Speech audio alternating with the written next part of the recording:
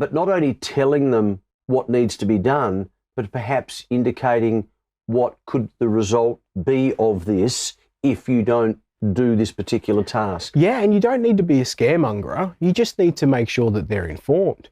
You know, letting someone know their brake pads need to be replaced may not actually add much weight, but saying you've got literally 2 hairs widths of braking left before you'll have no brakes, and then what happens next?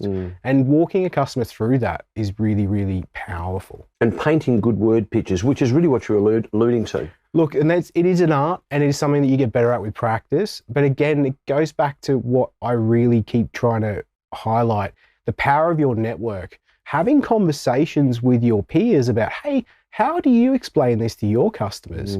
And then pinching good ideas for your own little repertoire is super, super powerful. And what you'd want from the customer is not another text, this is getting annoying, but thanks for that text, or however it was communicated. That is really, really key information. I need to act on that. Yeah, look, all of these contact points can go through any medium, but we cannot disregard the tactile stuff too, right? So remember, it's when a customer jumps back in their car, it's how it feels, how it smells, is it clean? What's my glass like? Is it nice and sparkly, shiny? Wow, I've never seen my windscreen that clean before, and I didn't even pay for that. So it's the little things that go an awful long way. But again, it's about making sure it connects with that customer. So clearly this episode is all about building relationships between the mechanic and the customer. Can you give me a couple of examples?